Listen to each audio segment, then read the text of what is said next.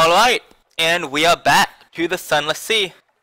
Last we left off, I kind of left a bit unexpectedly, and we arrived to the Visage, a port which says, once I set foot here, I may be here for a little while.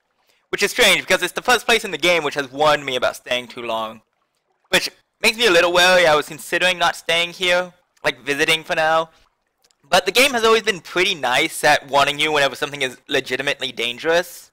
And while this warning is a bit foreboding, it's not really saying you're going to die. So, or just telling you that you shouldn't do it. So first we create the port report, see what people have to say, and then I'm going to go ashore. That will have to do. A departing merchant gives you a confused amount of crocodiles and honey cakes and something about ear blockage. To this, you add your own impressions about the street, layout close to port, and the types of commerce here. When the lights are especially bright, it is possible to make out the details of the profile of that great stone face. Okay, going ashore. Terms. All those who enter must pay their parts. The sign is visible only after you've crossed the threshold. Check in at the customs house. Your mask no more than 0. One may not wander Visage at will. Oh, wait, ashore in Visage. On the low slope, stone buildings. Wait. Yes, stone buildings, flat roofs, archways. In the architecture, there lingers a memory of lotus and palm frond. The hill above is a face, forever looking up at the ceiling of the undersea. So, you are in a giant cave, I think. I don't know. There's a lot of stuff inside this game that you have to assume that you should know. Like, your character should know, which bothers me some with this game. No one inhabits its cheeks or the hollows of its eyes. Okay. A changing room. All visitors must pass one by one through a room guarded by a person in the mask of a moon moth. That's all for now. Masks in an assortment of shapes and colors await. Asked to go about without any mask, your own fair face will do for you. Thanks very much. As the significance of the masks. Maybe there's more to it than a question of aesthetic taste. Choose a frog mask. It looks curious. Choose a locust mask. It looks vocarious. Choose a bat mask. It looks threatening. That's about the significance. Moon Moth explains each mask declares a different intention towards the denizens of Visage, and must be accompanied by suitable behavior. The frog is for visitors who, though perhaps clumsy and unfamiliar with local etiquette, have come in order to observe local ways and to come uncouth comments about them, and to make uncouth comments about them. The locust is for those who seek profit in Visage and would carry away as many goods as possible. You prompt about the bat. Moon Moth hesitates. Bat is an ill-omened visitor, sent as a messenger or a spy. Bat always dies. Well, you know, I was thinking that I wasn't gonna do bat, but now I know I'm not going to do bat. I feel like I should do locust to try and make away with fuel and supplies, but I'd rather do the frog because I don't want to offend people, and I want to learn more about this place first. Moon Moth lifts the mask and places it over your head. The eye holes are large and they are fitted with spectacles. These improve your view of the environment, though you must look bulb-eyed from the outside. There is also a mechanism attached to the mouthpiece which magnifies any sound you make, even your breathing. You start to thank the Moon Moth and it comes out as a booming croak. Really? May you profit from your visit and knowledge, says Moon Moth. Its wings fold neatly over its back. Expertise in parts hasn't changed because it's lower than 3. An occurrence. Okay. Now, visit the library of parts, so called because all the books are fragmentary. No more than 3. And I have 2. Visit the food court. Moon Moth speaks as though you should already know what that is. Oh, flood court. Whoops. Yeah, and end your performance and leave the island. You can't stay in character forever. I'll go to the library of parts. Stoop at the lintel into the dark. A room of heavy stone, guarded by a golden statuette of a woman with outstretched arms. The scroll niches sorted to correspond to a variety of masks. The jackal and the lioness, the crocodile and the dung beetle. A woman in the mask of a lotus blossom is standing at the lectern, reading in silence. Oh, hello. Moon Moth stands to one side as your escort and tour guide. Okay, I was about to ask why he's still here. So apparently he's my tour guide. Ask about the purpose of this room. Study the scrolls in a bumbling way. They look very old after all. Write notes in the margins. If your frog glove will hold a pen, that is. Here are the most valuable looking scroll for later sale. Not very frog-like, but who cares? Cheese. Yeah, no, not doing that. I ask about the purpose of the room. Bowed under M for masked. Moon Moth explains, people think it means something like library of fragments, but this is wrong. The parts in question are like parts in a play. This is where the denizens of Visage come in order to learn how to perform their masks more accurately, more completely, with truer spirit. Okay then. Study the scrolls. Yeah, study the scrolls. Parts guarded. Taking the nearest, you read it aloud, for guarding against the loss of the heart. The Moon Moth takes it from you, rolls it tightly, and returns it to its niche. There are as many ways of guarding against the loss of the heart as there are different masks. It explains, in that same light and indifferent voice. I have one Visage expertise in parts. There are as many ways of guarding against the loss of the heart as there are different masks. I don't understand it too well. Visit the flood court. Okay. High water. The flood court is a long stone room with 2 ranks of columns on each side. Currently, the court is ankle deep in water. Though water stains on the stone show that the flood has often reached higher, sometimes up to the height of your waist. In a raised niche at the far end of the room sits a statue of a man with the head of a ram.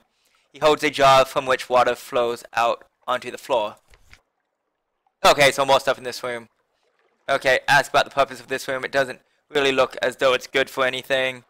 Show oafish enthusiasm for this wonderful indoor pool. Frogs like pools, right? Try to steal the statue's jug. It looks ancient and consequently valuable. Oh, okay, so I have to have 0 expertise in parts. Spy on the other occupants. Close watch is what they need. So, maybe this one's more for bats, this one's more for Lotus. And then tastelessly compel this room to other bodies of water. Frogs know water. Shh. I like the comparisons for the frog thing. Ask about this room. Depth per day. From a corner, Moon Moth picks up a graduated stick. He shows you how a person standing at the end of the room may dip the stick into the water and use it to measure the water level at a pre-selected point, and how the measurements are compared with measurements written on a calendar. If the water level does not match the calendrical position, an assembly of pipes and drains is used to adjust it. It used to be, says the moth, that the water rose and fell of its own accord, and the people before wrote down what height it reached. Now the water is still, but thanks to their actions we can replicate the rise and fall so as still to be pleasing to the god of flood. The god of flood? Haven't heard of that one, I don't think. At least if they're not just using a different name for the normal 3 gods. It completes this explanation with a half-body bow towards the statue of the ram deity. Office enthusiasm. Croak. You claim at how much you admire this room and its excellent pool. Your words are, as always, amplified into a croak. Other masks turn towards you. Crocodile, lotus, blossom, crescent moon, but no one speaks. You have garnered a suitable degree of disdain. Moonmoth quietly applauds your performance of froghood. Aww. Okay, cool. And end your performance and leave the island? Yeah, that is everything I can do, isn't it? Like, 1 second. Write notes in the margins. Sure. Moonmoth is startled. Apparently no other frog has gone so far as to attempt to deface the library's holdings. It gets the pen away from you, expostulating. Later you find it writing down a record of what you just did, to be added to the library of parts, a recollection of what can be expected from frogs. So you are not allowed to... Okay, new total 3, aware of visitor roles. Huh. So that's interesting. So they take whatever mask you're wearing as truth. Like just flat out truth. A knowledge of roles and how they are to be played. Sometimes ignorance is freedom. Learning more will have complex effects. Huh. Okay. Interesting. Trade masks with the moon moth. It has been making subtle overtures for some time. You only now understand them. Huh. Mask 1 with Visage. You mask no more than 3. You have 2. It is keen to go. It draws you aside into a closet in the customs house. Had enough of Visage, it tells you frankly. Here, you take my mask and pretend to be me, and I'll trade in the visitor mask and get on some departing ship. Get my life back. Huh. Okay. Because he was the moon moth, he had to be a tour guide. Like, he's not allowed to leave. Its face. No, now you see. Her face is aging but unlined. A lifetime of never needing to use a facial expression. Huh. Aware of Mothro. Moth mask. Yeah, I don't think I'm allowed to leave now. Yeah, I think I just lost my right to leave. Okay, maybe I should have just left when I had the chance. Well, let's find out what else is going on. This place, I'm liking this place. This place is really interesting. And is kind of scary. Yeah, it's kind of scary. Visit the house of the chief geometer. It is understood to be an honor. Visit the temple of Apis. All the denizens of Visage go there sooner or later. Visit the side of the face. The stone cheek of flourishing of years is visited as a pilgrimage by the inhabitants of Visage. And if you are in good favor, you may go too. No more than 6. Okay, all of these say no more than 6. Let's check out this place. Lines in wet ground. Each morning, the man in the cobra mask draws lines in the mud flat with a pointed steel rod. This apportions to each inhabitant a small trapezoidal area from which to harvest mushrooms and to scrape salt. No plot is ever preserved from one day to the next. This man is the chief geometer, the keeper of directions, master of land measures and sea measures. Oh, hello. Now you have been invited to his home at the time customarily appointed for him to receive those who are not his equal in rank. Okay, yet not so far beneath him as to deserve to be ignored. What ceremonial gift will you bring? Bring in strings of rats? Cobras like to eat rodents, surely. Bringing necklet. Okay, so I need to keep playing my roles. Okay, this will be interesting. Bringing a necklet of lapis beads. If they do not suit him, they may suit a wife of his.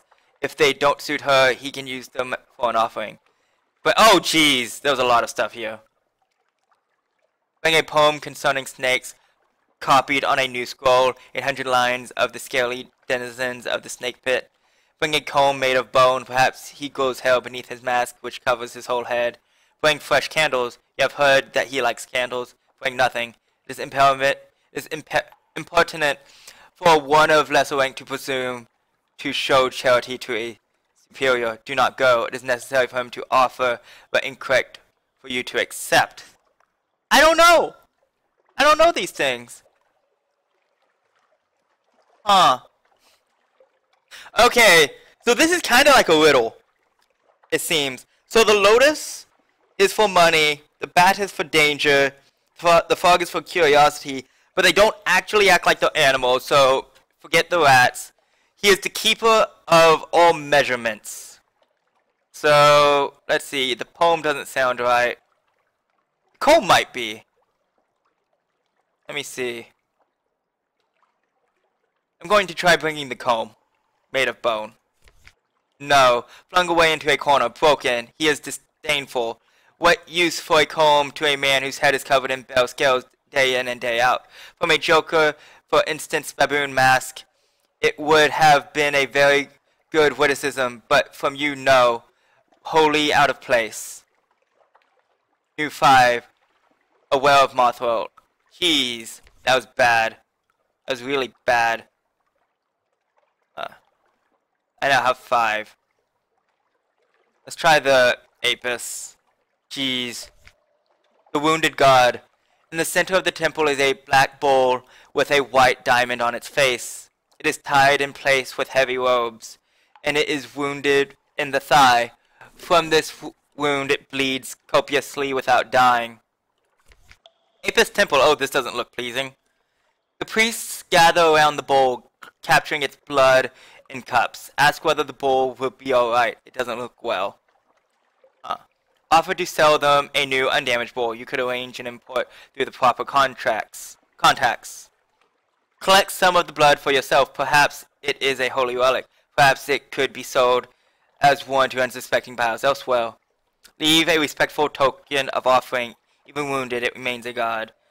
Observe and make notes. The customs here may be worth reporting later. Try to bandage the bowl. It is a shame to see it suffering, so... This is interesting. Okay. Here may be worth reporting later. Oh, wow! Oh, okay, I thought this was recent news. Intriguing snippet. Okay, the priests would be suspicious of anyone else who did this, but you, as Moon Moth, often have a need to narrate the rituals of Visage to newcomers. The explanations in the laboratory parts are not suitable for strangers. And therefore you are expected to compose your own. Okay, so I did that correctly. That's good. Let me see. I kind of want to go here, but... Yeah, okay, I'm trying it. At the proper time, you must, of course, wait until your work with this day's crop of frogs and locusts is complete. It would not be suitable to bring them along. Oh, great, but it still says that I'm here. Beside the face, up on the hillside, the buildings become scarcer, and then vanish entirely, leaving you at the bottom of the great chin. Push a visiting bat off the stone chin. The visitor is wearing all black and keeps reaching up, no more than 4, to scratch under its bat mask. Deface the stone with new markings. This will get you kicked off the island in all likelihood. I don't want that to happen, not yet. This is arguably the most interesting place I found in the game. I'm really liking the narrative here. Slightly observe the attitude of the visiting lion. It is paying obeisance to the face. Meditate on the meaning of the face. It offers many forms of inspiration. Offer instruction to the frog that found its way here. That's the sort of thing your moth would have done to you. Study ancient marks. Tiny pictures march across the stone. I feel like I should be doing these. Or even this. Like, I'll meditate. Flourishing in eternity. These citizens give many meanings to the face. Perpetual beauty, stasis, the idea of looking upward into an unyielding darkness. But most of all, they speak of the idea of someone having above looking down. The face is not convenient to view from down here. It would look its best from the perspective of the ceiling of the undersea beyond reach. Intriguing snippet. New 7. Aware of higher roles. Enter the hollow ear. This is a journey of several steps and may conclude your current visit. Ritual participant, no more than 0. My current visit, I like the sound of that. That makes it sound like I'll be coming back, hopefully. And like not dying here. A proud nose. It is a festival day. The great stone face has been illuminated from forehead to chin with blazing torches, so that the profile is visible from the side more clearly than you have ever seen it. Flourishing of years is awake, says the genderless figure in the crocodile mask. Flourishing of years is awake. Festival of Flourishing. All the denizens of Visage are walking towards the ear together. There is a place in the procession which belongs by right to the wearer of your mask. Fall in line with the others. How else will you discover what lies within?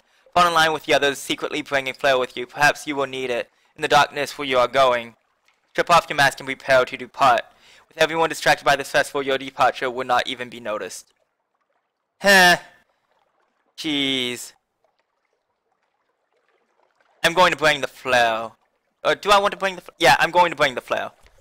Ritual disobedience. It is a risk to bring it, but it would also be a risk to go without. You conceal the flail in the folds of your robe and fall into the procession. May your sins weigh as stone, says the man in the jackal face as you fall into line ahead of him.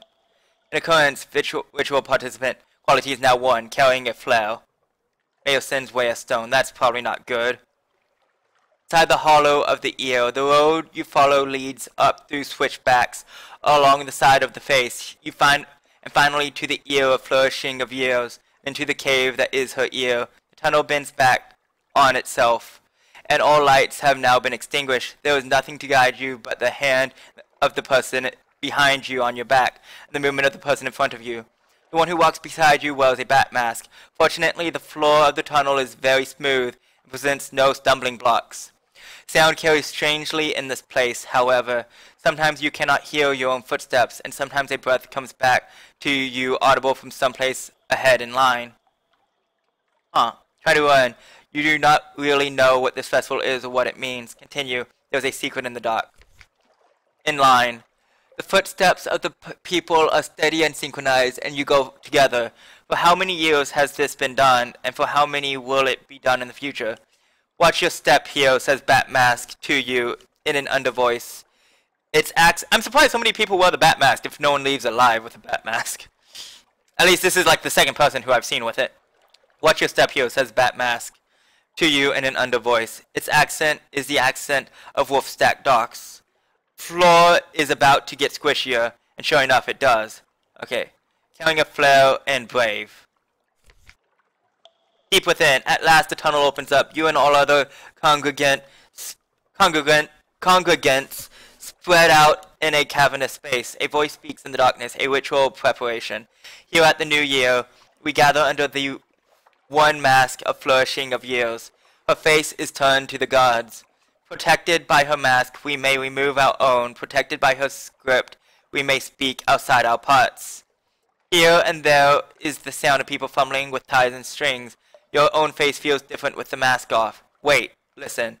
There are things here to learn, perhaps to your advantage. Tell one of your own secrets. All this time under the mask, it would be freeing. One lamentable relic. Fight the urge to giggle. What curious practices they have here. Which participant 5 and Visage, no more than 6. Receive the confidence of a stranger as holy. Those who come as spectators may remain as participants. Wait, what? Receive the confidence of a stranger as holy. Those who come as spectators may remain as participants. I'm confused there, but I'm going to wait and listen. Not much for blackmail. Wait, what about blackmail? You move steadily through the dark, hearing one knot of conversation and then another. The secrets exchanged do not offer much leverage. You can't see the owners of the secrets. Here and there, you catch the smallest fragments of something that might serve you on a future occasion. The memory of a voyage east, a half-rumor of the Carnelian coast, a muttering about the Admiralty. You gain 100 fragments. Okay. The hour of confidence is drawing to its end. If there is anything else you need to do, now is the time. Set off a flare allowing you to see everyone. You will see everything. This will certainly get you kicked off the island. Shine a light on the bat-faced figure. Really, it's just him you want to understand. This will certainly get you kicked off the island. Do nothing. Let the ceremony end according to the proper rites. I want to do that. Last bell. Wait, ritual's in. The hour of... Wait. Yeah, I already did that. Last bell. At the end of the hour, there comes a woman with a feather of shimmering silver, which she tucks into your hand. Symbol of the innocent heart that will not be eaten by the jackal. Huh. Okay. Then a bell rings and the time of speech is over. You all begin to put your masks back on. It is possible, you cannot know for sure, that in this cover someone has exchanged a mask with someone else. It is an orderly and perfect line that emerges again from the ear of flourishing of years. If anyone watches from above, you must surely be satisfied. One captivating treasure. Oh, very nice. You look away eventually. If you've made an ironclad will, you can convert these into heirlooms for your successor. Okay, or I can sell it. Okay, ritual participant, quality 9, respecter of the sacred mysteries. And I gained a secret. Okay, nice. I'll take that. Taking light into the dark places. Okay. On the lower... Oh wait, okay, I've seen that. End your performance and leave the island. You can't stay in character forever. Okay. Virtual participant 1. You have 9. Okay. Let me see. Calmer. When the other citizens are distracted, you find your way to the familiar customs house and rid yourself of mask and robe. There is satisfaction in laying aside a role well performed. Lost 10 terror, mask of Visage, your mask is now gone. I really like this place. Yeah. I really like this place. I want to be back here. But with that, it is time to go off, and I don't want to die. So, let's hope we can make it back to shore without... Let me see. How far away am I? So, 1, 2, 3, 4. Okay. Yeah, I need to go directly back to London. Jeez, okay. So, northwest. And what's my tail at? 44. Launch. Oh, whoops. Wait, lights off.